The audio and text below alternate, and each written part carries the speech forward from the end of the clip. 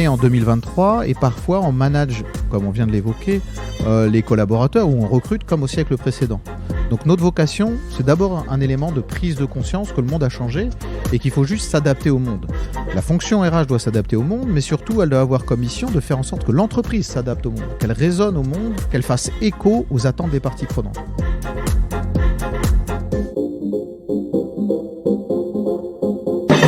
Faire sa veille, anticiper, communiquer, évoluer, changer. Pas toujours simple dans notre quotidien de professionnel RH. J'entends encore trop souvent, mais on n'a jamais fait comme ça. Cela m'a donné envie de nous aider et à voir notre métier RH différemment.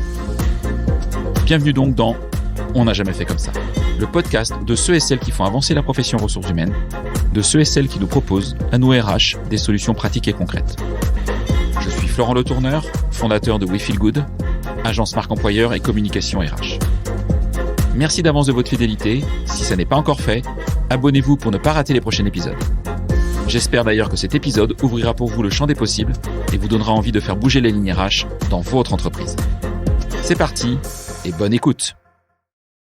Juste avant de démarrer, je vous parle de WeRecruit, premier partenaire de ce podcast. WeRecruit, c'est le logiciel ATS qui optimise l'expérience de tous les acteurs d'un recrutement. Candidats, recruteurs et managers.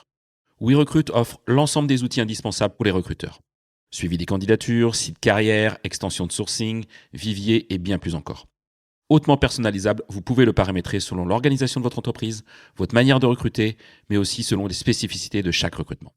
Ce qui est top avec eux, outre un service support hyper réactif et 100% en France, c'est qu'ils innovent en permanence. Par exemple, depuis quelques jours, ils ont lancé le module de demande de recrutement qui vous permet, en tant que RH, de valider et de suivre l'historique des demandes des managers. Je vous recommande chaudement d'aller voir leurs offres. La très grande majorité de leurs clients est très satisfaite et fidèle. N'hésitez pas à cliquer sur le lien dans la présentation de cet épisode pour découvrir WeRecruit.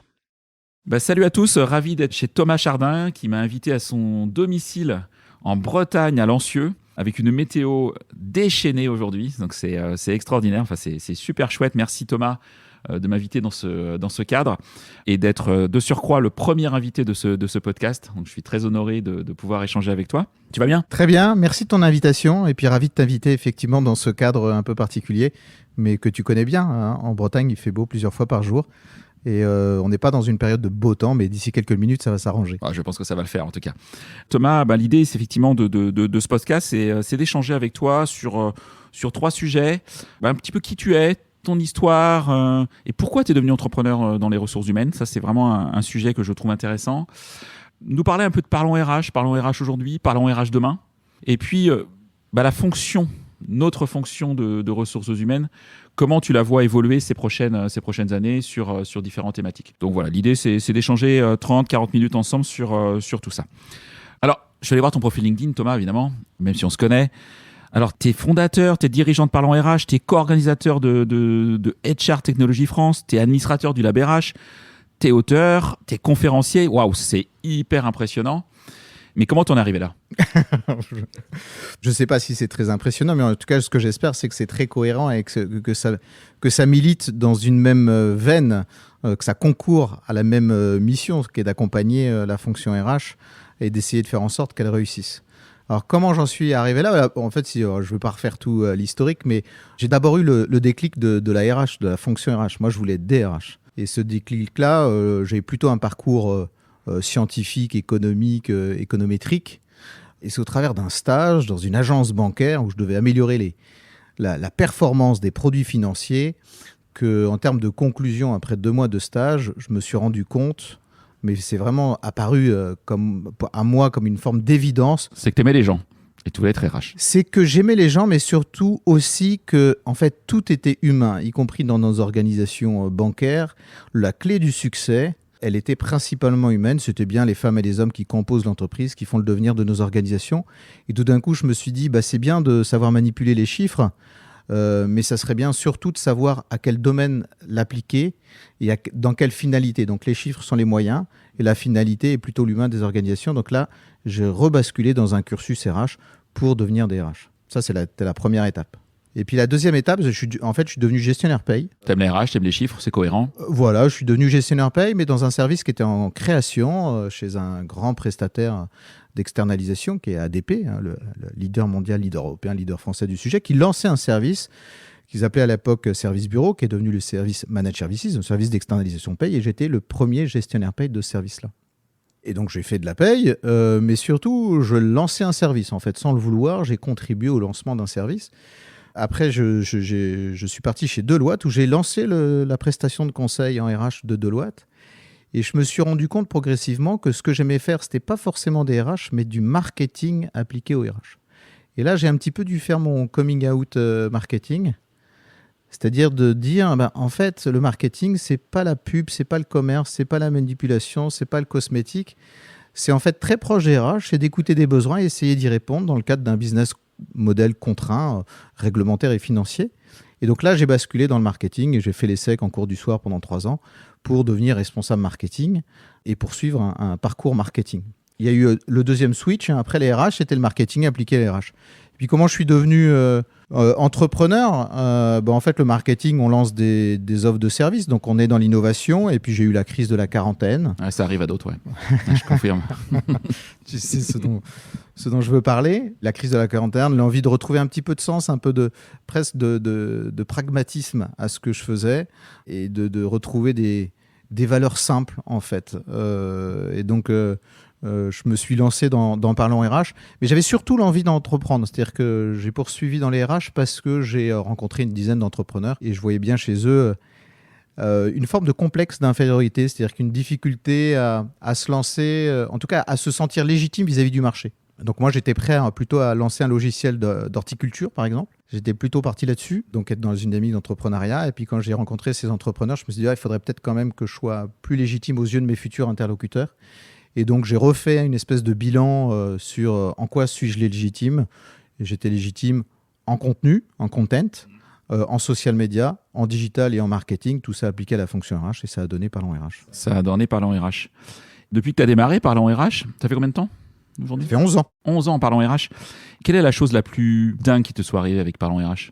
C'est Parlons RH en tant que tel. C'est la visibilité qu'on a acquise en 11 ans. Je ne pensais pas du tout pouvoir...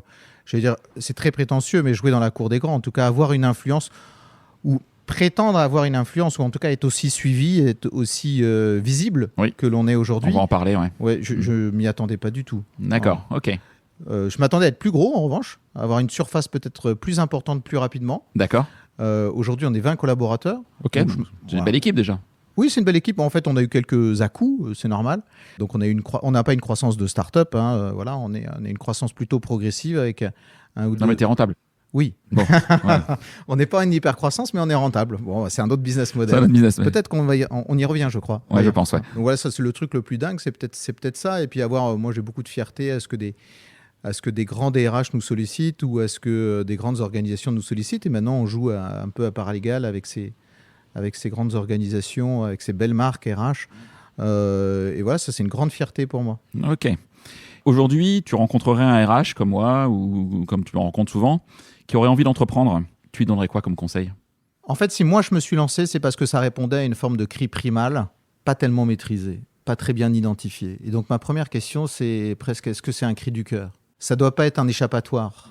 Ça doit être une forme de quête du Graal, comme ça, très instinctif, très animal presque. En tout cas, moi, je parle juste de mon expérience. Je devais entreprendre, peu importe dans quoi, je devais entreprendre. J'ai même créé une petite boutique de t-shirts sur les phrases des hommes politiques. Ah bah dis donc, je savais pas ça. En fait, j'ai créé 2 boutiques. Une boutique de t-shirts des phrases politiques. Donc, les femmes et les hommes politiques ont souvent des petites phrases. Des punchlines. Ouais, des punchlines. Mon best-seller, c'était « Casse-toi, pauvre con ». Et si tu reviens, j'annule tout. Voilà, c'était le 2 et la bravitude. J'avais quelques comme ça t-shirts. Je faisais pas que des t-shirts, je faisais d'autres vêtements. Et puis j'avais une boutique de t-shirts, de vêtements de poker.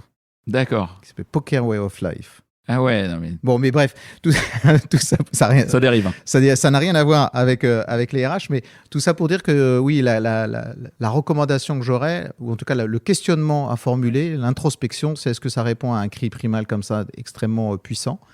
Si la réponse est oui, il faut se lancer. Et puis après, c'est d'y associer son entourage très proche. Oui, ça c'est fondamental. Je confirme, quand on est entrepreneur, ça peut pas marcher si l'entourage suit pas l'histoire. On n'est jamais tout seul, en fait. Non, ça c'est clair.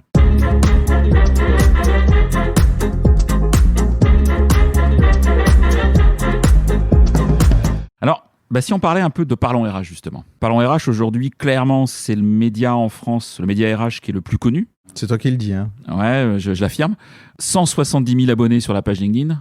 Alors moi, je suis hyper jaloux. 170 000 abonnés sur la page LinkedIn pour une boîte de 20 personnes, mais c'est juste gigantesque. Il y a des entreprises en France de plusieurs milliers de salariés qui en sont très très loin d'avoir cette communauté qui suit, qui aime effectivement avoir l'actualité LinkedIn. Donc ça, c'est quelque chose d'impressionnant. Une newsletter avec un nombre d'abonnés qui doit être impressionnant. Environ combien ? On est à 60 000 aujourd'hui, même un petit peu plus. Donc c'est énorme. Ouais. Et on pense qu'on atteindra les plus de 90 000 en fin d'année 2023. Ouais, donc ce sont des chiffres effectivement hyper importants et qui donnent de la constance et de la force à Parlons RH. Est-ce que tu pourrais décrire la mission, la vision de Parlons RH ? Oui, alors avec plaisir. Je voudrais juste, comme tu évoques les chiffres social media, je voudrais juste tirer mon chapeau à celui qui a été la cheville ouvrière de tout ça au sein de l'agence et qui l'est toujours, qui est responsable du pôle social media management, qui est Thomas Lared. Et voilà, il nous a rejoint en stage il y a 10 ans. Puis un community manager, puis un social media manager, puis un responsable du pôle social media management. Et c'est lui qui porte la visibilité de Parlons RH comme la visibilité social media de l'ensemble de nos clients. Et on a atteint 250 000 points de contact sur les réseaux sociaux quand on cumule nos différents sur les différents réseaux. Ouais, je fais que LinkedIn, mais effectivement, vous êtes présent aussi sur d'autres réseaux. Ouais. Et sur LinkedIn, on a plusieurs groupes aussi. Non, mais je suis super fier et cette dynamique, en plus, elle ne s'arrête pas, elle continue, elle se développe.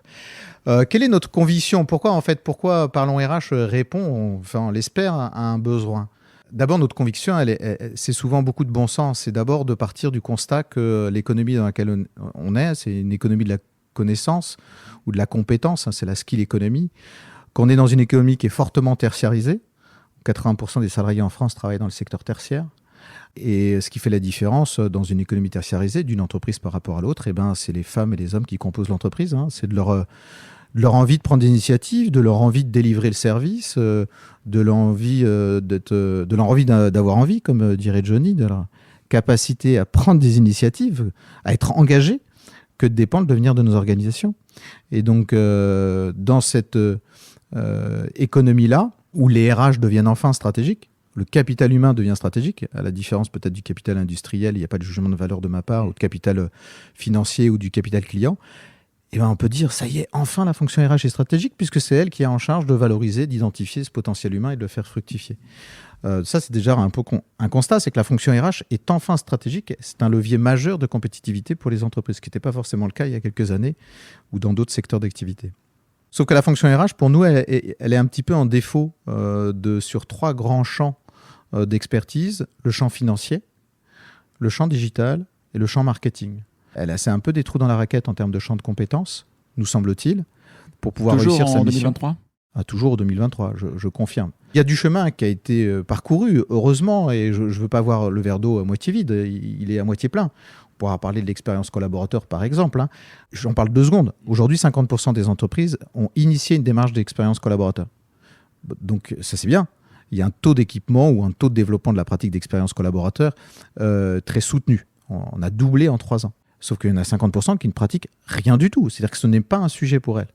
Donc voilà, le verre d'eau à moitié plein, à moitié vide. Ah, mais je confirme, toi. Moi, j'ai rencontré une entreprise, un prospect pour travailler sa page employeur. 10 000 salariés en France, 28 sociétés, un groupe. Rien. Pas de page entreprise. Des annonces simplement classiques sur des job boards et on galère. Alors, on ne s'étonne pas trop, mais effectivement, on se dit qu'il y a encore ce genre de choses. Sortie de l'annonce, c'est bien l'annonce, mais c'est indispensable, mais c'est très insuffisant aujourd'hui. Voilà, parenthèse, mais je confirme effectivement ces 50%, je pense que je te rejoins. Ouais, c'est très factuel en fait, le 50%. C'est une vraie enquête sur le baromètre de l'expérience collaborateur où on mesure depuis 6 ans le taux de pénétration de la pratique, son évolution, et on fait des focus un petit peu différents. Et cette année, on fait un focus sur le rôle du management dans l'expérience collaborateur. Mais la pratique se développe de façon assez soutenue, mais elle reste majoritairement, alors là je ne devrais pas dire majoritairement parce que c'est un petit peu moins de 50%, il y a 49% des entreprises qui ne pratiquent pas l'expérience collaborateur. Mais on est à, par exemple, juste pour ce sujet-là, 80% des entreprises ne se préoccupent absolument pas de l'expérience candidat. Zéro, rien, 90%. Alors qu'elles sont majoritairement à rencontrer des difficultés dans le process de recrutement. Donc c'est un peu surprenant de dire, moi j'ai des clients insatisfaits où j'arrive pas à avoir 7 clients, mais ce que pense le client, je m'en fiche et je ne déploie aucune pratique sur le sujet. Donc juste pour finir sur la conviction de Parlons RH, c'est de faire en sorte que la fonction RH réussisse. Si on pense que la fonction RH doit être transformatrice des organisations, ce que nous on croit, elle doit elle-même se transformer. Et on cherche à l'accompagner sur ces 2 grands champs de compétences que sont le marketing, qui peut se décliner en content marketing, par exemple, ou en web marketing, et le digital qui peut se décliner en web marketing ou en social media, même si le social media n'est évidemment pas du digital, c'est encore un autre moyen de communication. Sur la partie finance, ce n'est pas quelque chose qu'on apporte au DRH, sur le fait de savoir parler finance, et pourtant je pense que c'est évidemment quelque chose d'important dans une société où la finance est quand même la finance et l'économie est quelque chose de très présent. Il faut juste que les DRH s'accaparent le vocable qu'on utilise en quotidien. Voilà, ce 3e axe, c'est pas votre sujet. C'est pas notre sujet, même si on essaie de proposer quelques éléments, mais on n'est pas fort, c'est pas notre champ d'expertise sur cette thématique. Ok.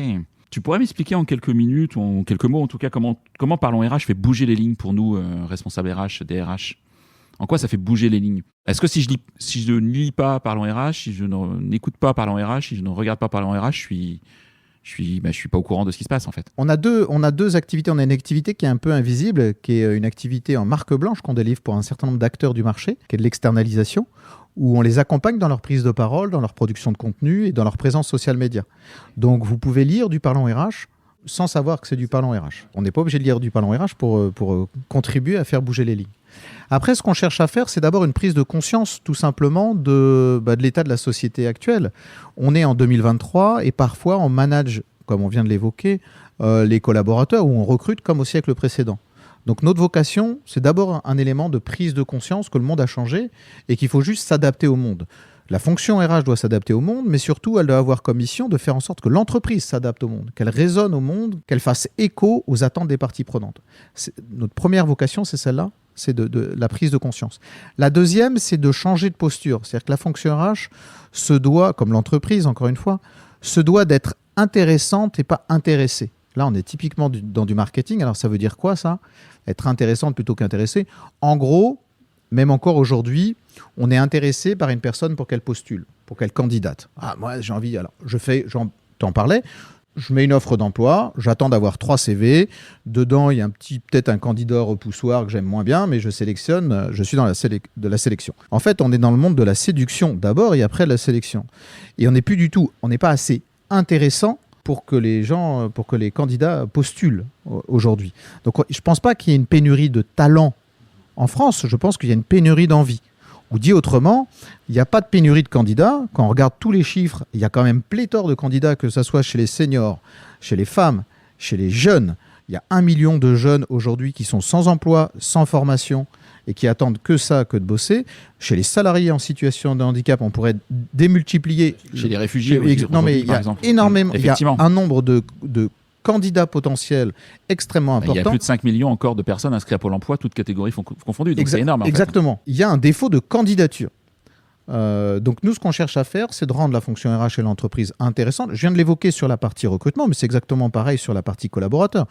Le taux de turnover a doublé en 20 ans. Est-ce qu'on a multiplié par 2 les moyens de mettre sous contrôle le turnover? A priori, non. Donc, il faut être intéressant pour le collaborateur et pas être uniquement intéressé par son engagement, sa motivation, sa fidélité, son surinvestissement, etc.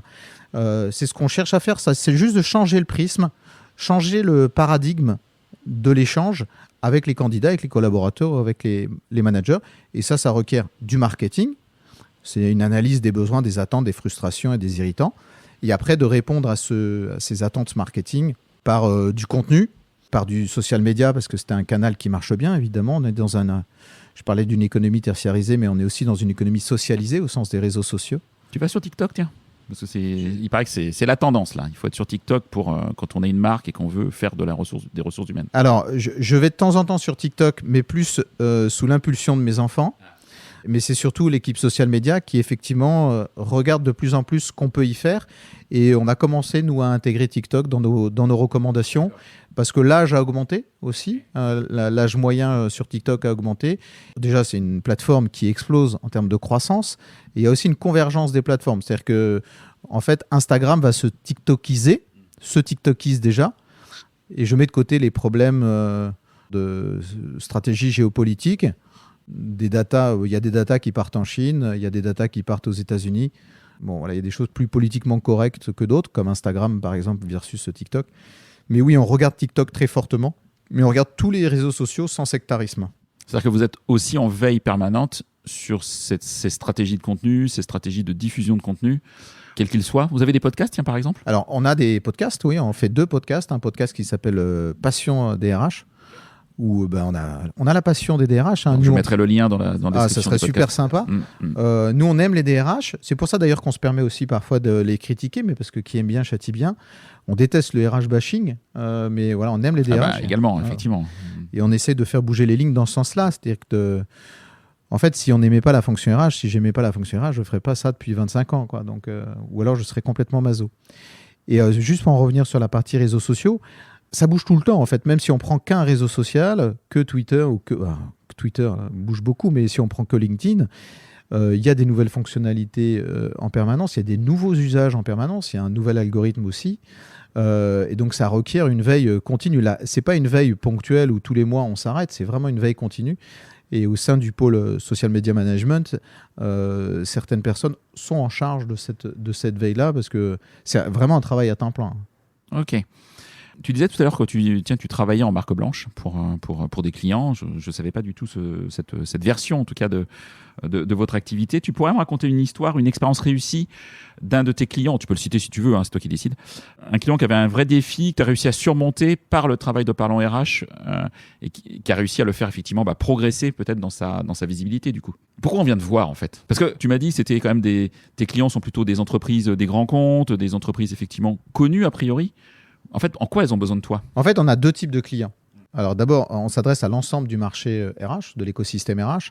Et pour faire simple, sur ce marché, il y a 2 types d'acteurs. Il y a les DRH et leurs équipes, donc les professionnels RH. Et de l'autre côté, il y a ce qu'on va qualifier de prestataires RH, tous ceux qui ont des choses à leur promouvoir, à leur vendre. Donc déjà, on a ces 2 marchés-là. Oui, donc c'est 2 marchés différents, effectivement. C'est 2 marchés différents, mais tous les deux, alors les prestataires RH ont envie de parler aux DRH, le mieux possible. Parfois, ils n'ont pas non plus la technique marketing, le contenu et le social media. Et puis parfois, les DRH, ils n'ont pas forcément envie de parler aux prestataires d'ailleurs. Ils ont plutôt envie de parler aux candidats ou aux collaborateurs. Mais en fait, c'est la même technique marketing. D'un côté, elle est appliquée d'un point de vue business pour les prestataires, on peut faire du chiffre d'affaires. Et de l'autre côté, elle est directement appliquée au RH et pas au marché RH. C'est-à-dire, quand je dis au RH, c'est aux ressources humaines, c'est aux collaborateurs et aux candidats. Voire aux managers, parce qu'on pourrait là aussi appliquer une segmentation marketing. Quand on dit candidat, c'est quel candidat ? Les jeunes expérimentés, les plus anciens, les diplômés, les non diplômés, ceux qui sont à Saint-Malo ou ceux qui sont à Guéret ou en région parisienne. Donc là aussi, on peut rentrer dans des techniques marketing de segmentation et puis après de canal, de messages, de diffusion. J'étais en train de réfléchir aux différents cas les plus représentatifs sans les citer, mais sans les citer, ça va être un peu Tu compliqué. Peux citer, hein, voilà. Ouais, mais sur la partie... Alors les DRH sont beaucoup moins... ceux que j'ai en tête ne souhaitent pas être cités. Faut pas les citer alors. On va faire simple. Ne souhaite pas être cité. Mais en fait, tout de suite, notre démarche n'est pas d'arriver avec un truc, avec une solution plug and play, prête à l'emploi, bonjour, voilà ce qui marche. Alors, ça, on ne fait pas. Et celui qui a ça dans sa besace, très bien, il doit être très, très riche et ça doit bien marcher. Donc nous, on a encore une fois une démarche de bon sens qui est plutôt une démarche de diagnostic. Ouais, on va essayer de raconter... de bien analyser le problème sous différents angles, qui ne soient pas uniquement l'angle de la fonction RH, mais aussi celui du candidat, celui du collaborateur partie, du manager, du codir, parfois des clients, des partenaires sociaux. Donc essayer de poser un diagnostic assez complet, d'essayer aussi de poser un diagnostic sur d'où on vient, où on va, pour dresser une trajectoire. Bon, là, on peut parler de marque employeur, qui est de dire, en fait, comment est-ce qu'on va avancer au regard de votre projet d'entreprise ? Quelle serait la bonne marque employeur ? Celle qui est en cohérence avec votre ADN d'aujourd'hui et en efficacité avec ce vers quoi vous souhaitez aller. C'est un travail long, en fait. C'est un travail assez laborieux et pas très sexy. Pourquoi ? Parce que souvent, quand on parle de marque employeur, je trouve qu'on confond marketing et communication. C'est-à-dire souvent on attend un concept créatif, fun, un peu une baseline, une signature, une accroche, un claim, peu importe comment on l'appelle, un truc qui va claquer, on va remettre ça sur le site ou dans une pub et ça y est, emballé, c'est Tout posé. va changer. Ouais. Et en fait, quand on fait ça, déjà on adresse que les... Souvent, ce qu'on fait, c'est qu'on fait un focus group en interne pour dire qu'est-ce qui va bien et on va capitaliser sur ce qui va bien. Très bonne démarche, mais c'est un peu une démarche incomplète parce qu'on ne traite pas ce qui va mal.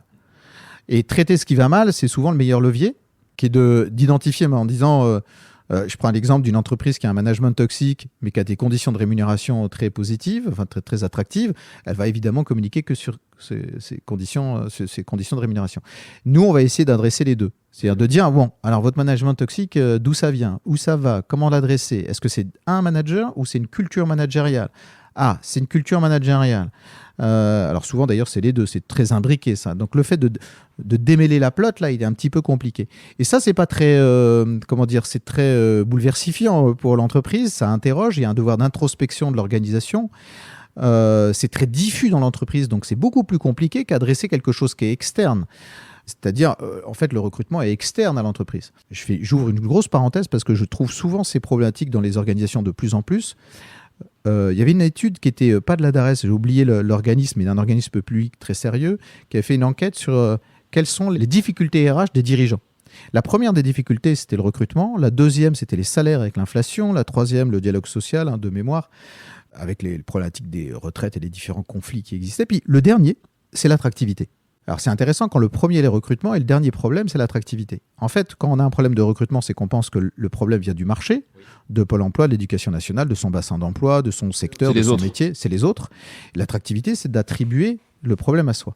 Donc nous, on serait un peu, pour être très schématique, dire non, mais il n'y a pas de problème de recrutement, il y a juste un problème d'attractivité. Et ce problème d'attractivité, il est totalement intégré, imprégné dans l'organisation. Donc c'est beaucoup plus long à faire germer, à exprimer. En fait, ce sont des slides PowerPoint et du bon sens. Et c'est beaucoup moins sexy en codir de restituer ça en disant bah là, vous avez mal ici, vous avez mal là, vous avez mal là. Là, vous êtes super bon et bravo. On va pouvoir capitaliser dessus. C'est beaucoup moins attractif, pour reprendre le mot, que de sortir une belle page de pub ou un bon concept qui va se déployer sur les réseaux sociaux. Ça, pour nous, ça vient dans un troisième temps, qui est la mise en action, une fois qu'on a identifié ce qu'on devait corriger et ce sur quoi on devait capitaliser.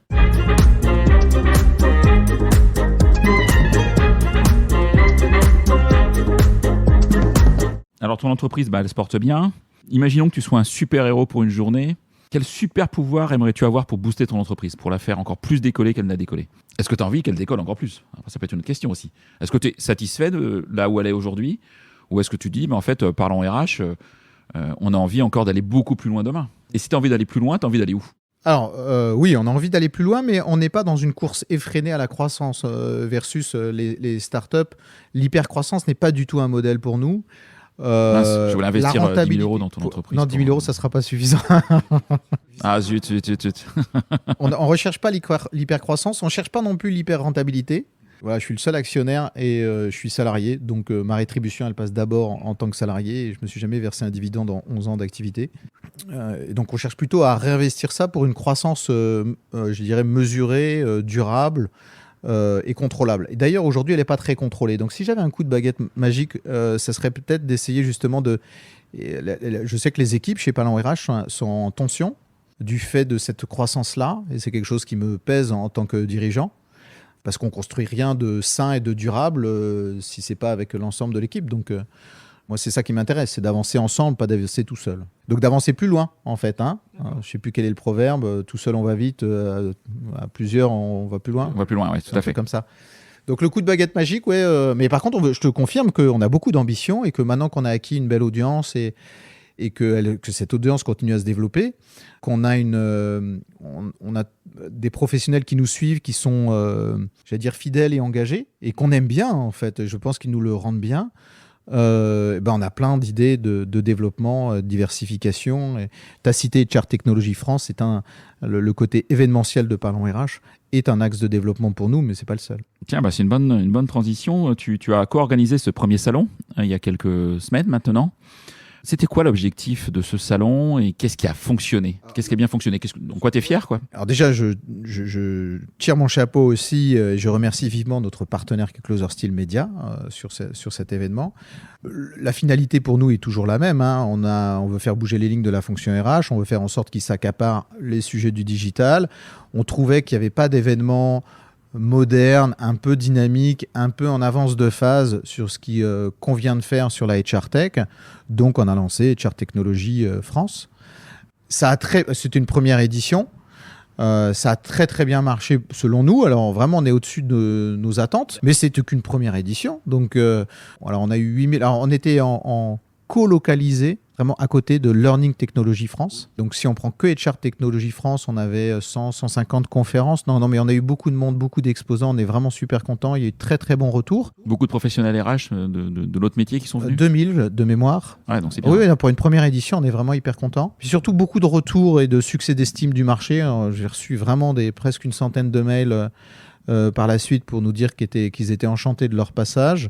Donc ça nous encourage évidemment à faire mieux pour la deuxième édition qu'on est déjà en train de préparer avec Viana Thomas, qui est le directeur de... Oui, en janvier 2024, c'est ça. Exactement. Et justement, il y a peut-être des nouveautés, des scoops sur l'édition 2024 ou pas? Il y a plein de surprises de prévues. Il y a plein de surprises de prévues. Alors, ce qu'on peut dire, c'est déjà qu'on va doubler la surface, qu'on va doubler le nombre de conférences, doubler le nombre d'exposants. Grosso modo, on va faire x2. Mais c'est pas la taille qui fait l'intérêt de la chose. On est en train surtout d'envisager une expérience du visiteur qui soit un petit peu plus développée, avec plus de surprises, plus de choses qui se passent dans les allées, peut-être avec un partenariat avec le LabRH aussi renforcé, et des conférences, une thématique, en fait, on cherche à éditorialiser aussi l'événement, le salon, de faire en sorte que ça réponde aux enjeux du moment. Et donc, on est en train de réfléchir aussi à la thématique fil rouge qui va pouvoir animer cet événement 2024, qui peut être le future of work, ou en tout cas notre rapport au travail, par exemple.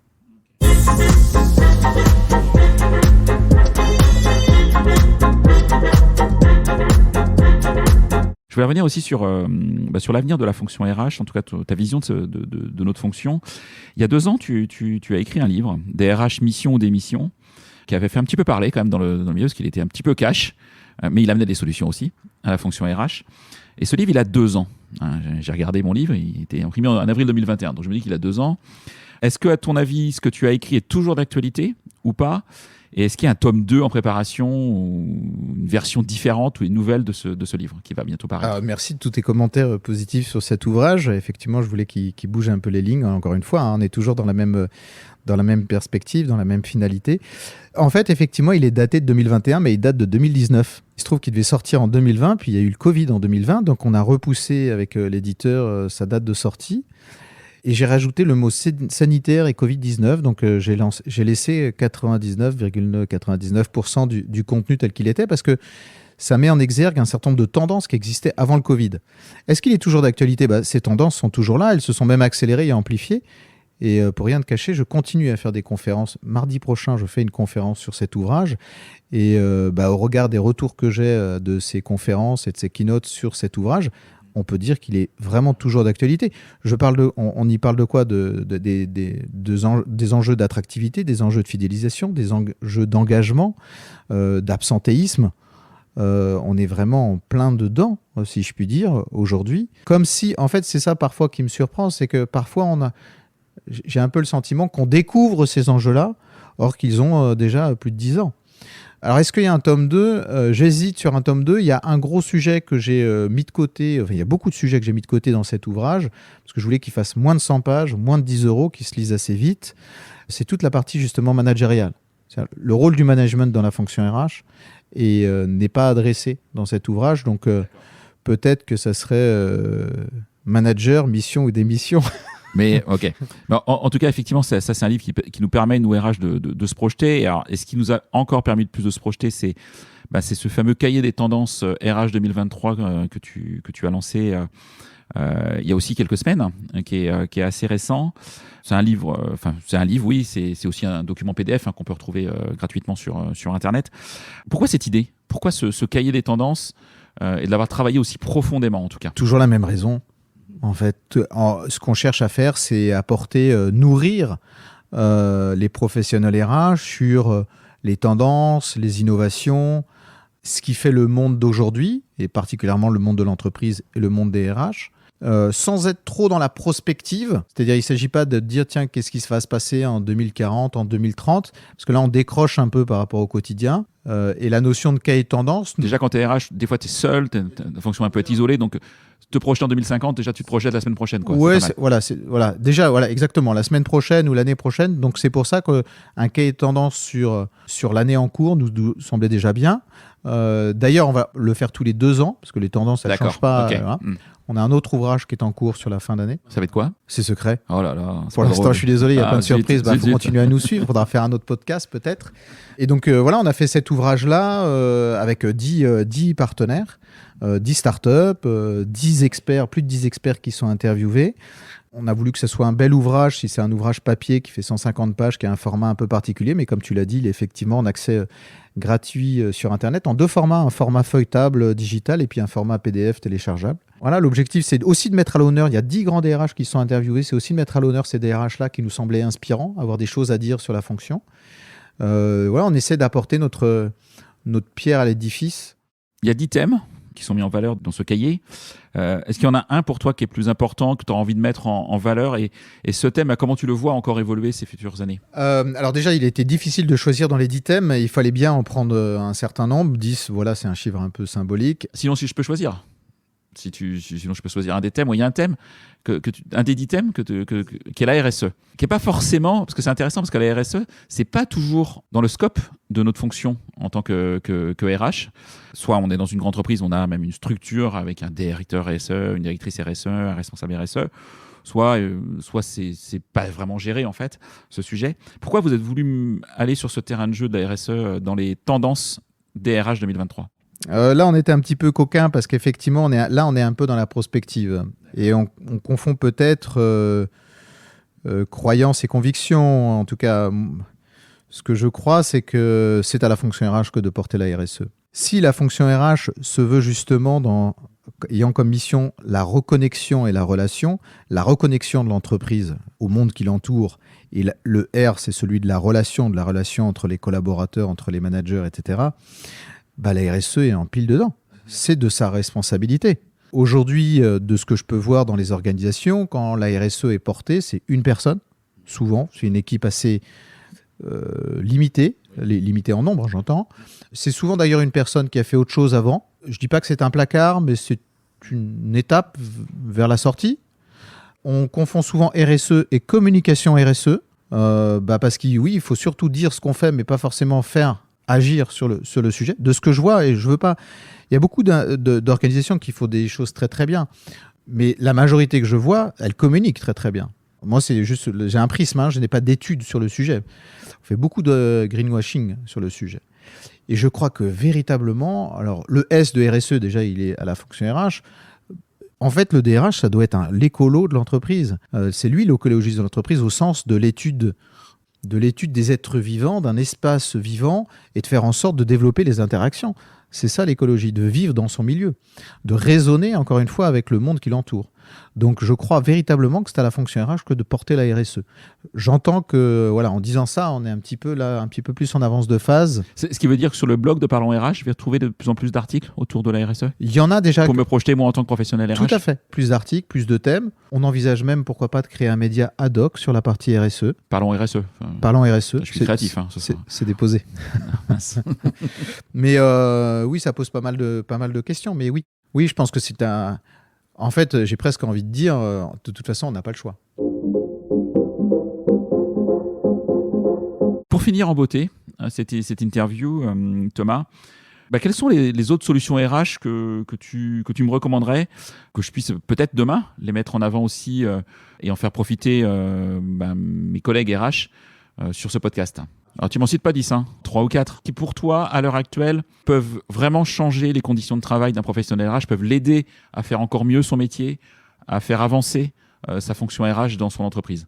Des choses très pragmatiques, utiles. Très concrètes, et puis j'expliquerai pourquoi, parce qu'il ne s'agit pas uniquement d'être dans l'énumération. Non, je pense qu'une société comme Yago propose une solution extrêmement intéressante. Donc Yago, 2GO, je crois qu'il y a 2G, c'est ça, qui a une approche de l'expérience candidat. Voilà, on en parlait, donc Yago qui a une expérience candidat extrêmement intéressante.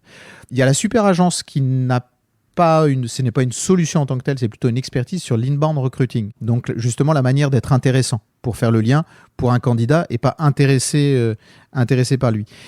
Il y a un ATS, alors des ATS il y en a plein, mais Digital Recruiters qui a été récemment racheté par Cegid, que je trouve intéressant dans son approche justement de l'expérience candidat, mais aussi dans son approche multi-site, multi-organisationnelle. Très très bonne solution qui gère des organisations multi-enseignes, multi-marques. Je crois que c'est le seul à faire ça. Sur la formation, il y a un acteur que j'aime bien, je fais exprès de ne pas citer que des startups, qui s'appelle Actinium, qui est un organisme de formation, un petit organisme de formation, j'entends petit par rapport au gros, mais qui a une approche c'est un organisme de transformation. C'est-à-dire que c'est la formation avec une finalité de se transformer, notamment sur les 3 P que sont les people, le projet et la planète. People, project, planète. Donc une très bonne approche de cela. Et un dernier pour la route. Alors, en fait, j'en ai 2 en tête là rapidement. Allez, rapidement, il y a Elevo qui est là une start-up sur comment est-ce qu'on retrouve une dynamique de dialogue entre les managers et les collaborateurs lors des entretiens annuels. Ça fait chez tout le monde, les RH, les managers, les salariés. Et voilà, comment est-ce qu'on fait en sorte pour que ça soit simple et constructif, Elevo. Et puis une qui peut paraître un peu chiante comme ça, mais qui est le pilotage de la masse salariale avec Big Picture RH. Big Picture tout court, Picture avec RH à la fin, sur le pilotage de la masse salariale. Ça nécessite à la fois une bonne techno et à la fois une très forte expertise de pilotage. La masse salariale est souvent abordée dans un fichier Excel où on compare le montant de l'année précédente avec le montant de l'année, et c'est beaucoup plus subtil si on veut gagner des sous. Et gagner des sous, ça nous permet de faire plus de choses en RH. On se doit de mieux piloter la masse salariale. Big picture. Ok. Merci beaucoup Thomas pour ces idées. En tout cas, grand merci Thomas. La météo s'est dégagée. Là, j'ai une vue sur la Manche qui est fabuleuse. Merci à tout le monde. Merci Thomas. Et puis à bientôt. Merci à toi, merci à toutes et merci à tous.